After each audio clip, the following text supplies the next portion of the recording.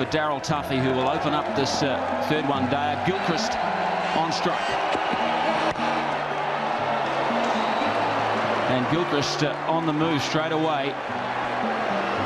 4 to start this game. Tuffy has struggled against Australia in 6 ODIs. He goes for 6.5 and over, and already he's gone for 4 on the first ball.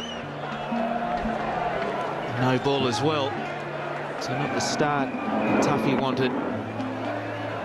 Gilchrist not as aggressive as we'd seen normally play that stroke, but he comes into this match not getting any runs under his belt in the initial 2 one-dayers. Be a little nervous. Another no ball there from Tuffy, so straight away you just wonder whether he's just a little bit too tense. He's under the pump a little bit. The selectors will want to see more. The coach wants to see more.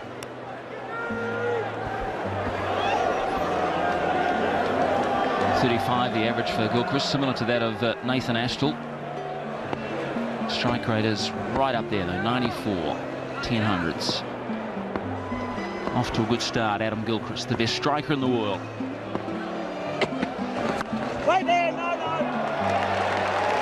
That's Hamish Marshall behind point, and this is a horror start for Tuffy. 3 times he's overstepped. Hamish Marshall is behind point, James Marshall is in front in the cover position.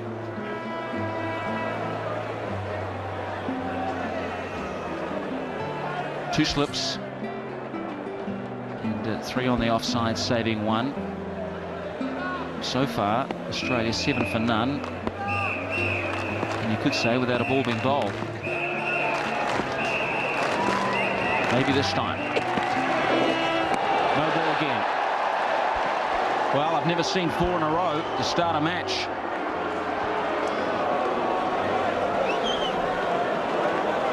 It would have been a wide if it wasn't a no ball, so it still would have been an extra one for Tuffy. He's turning this first over into a long one. Now, if he's bowling legitimate deliveries from this point on, he's going to be bowling a 10-ball over to start with. Australia 8 runs, and that's a very good start for them, with only 1 scoring stroke. And another one. A little bit different. He doesn't overstep this time, but it's too far down the leg side. Maybe he was looking for another squeeze dismissal. This is how Gilchrist got out in Christchurch, the previous one-dayer. It's got a little bit of bat on it. There's no doubt, Slats, that when you bowl 4 no balls, that your mindset all of a sudden shifts from the other end of the pitch to where you're putting your foot, and therefore you're losing your focus on your accuracy. And another wide there. He's clearly worried about his front foot. This is, well, that's what you've got to do when you're the skipper. You've just got to hold things down. So Fleming is going to come down and have a chat.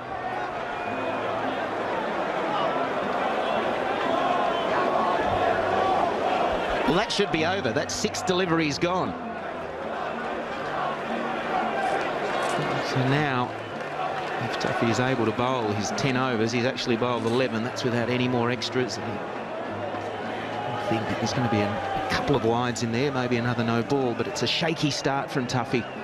Really not the start that Fleming wanted to see from his Premier Quick.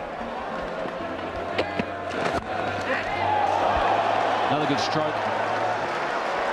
Might be chased down by McMillan. No, that's gone away for 4, and a legitimate delivery. 14 from 1 ball. Second boundary for Gilchrist. He goes to 8. Extras are already 6. It's 14 for none. It's a tough ground, isn't it? That was a miss-hit from Gilchrist. These short boundaries really didn't get hold of that, and the bat was slicing, and it still ran away for 4. Only just got there.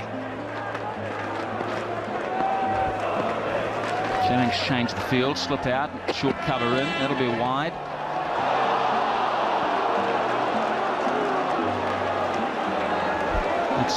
It's not a pleasant feeling, and everyone goes through it in their careers, where whether it be as a batsman, a bowler, a wicketkeeper, even in the field, just the mind starts to betray you.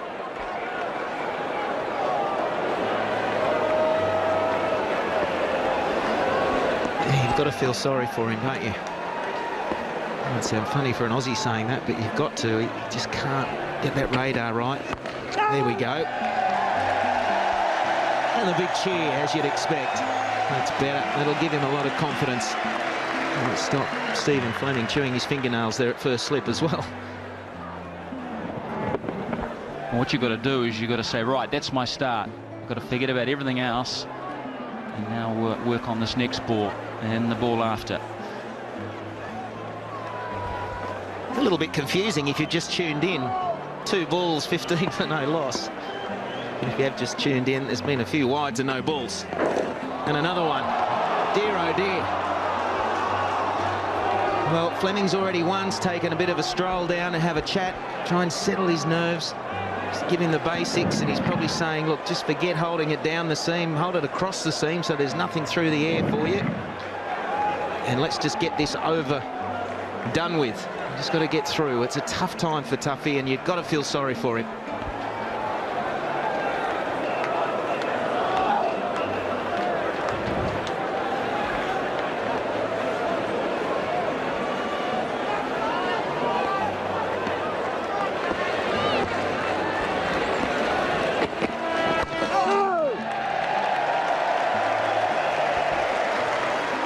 Difficult for Gilchrist at the moment as well, because as an opening batsman you want to, he knows basically what to expect from Tuffy. He's faced him a few times now and hasn't sort of got through the initial over or two, but with the ball coming, you know, many down the leg side, a few wides there was a wide outside the off stump, so if Tuffy can just get one right, then it might surprise Gilchrist, bring about a rash stroke.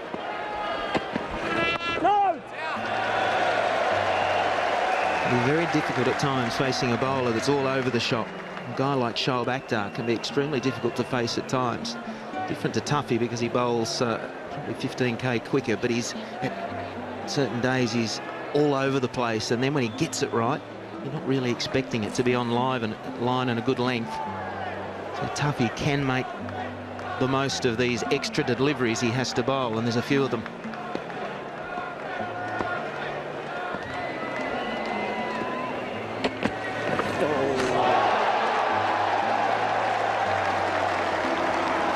Biggest chair of all, and it is deservedly so. Good delivery here, got the line and the length and a little bit of movement off the seam. You know, he's so good at bowling the first over of a test or one-day international. 14 times he's done it for New Zealand and picked up a wicket. So this is really the other extreme, and a real shock, I'm sure. Last ball of the over. And well left by Gilchrist. 16 for none, Australia.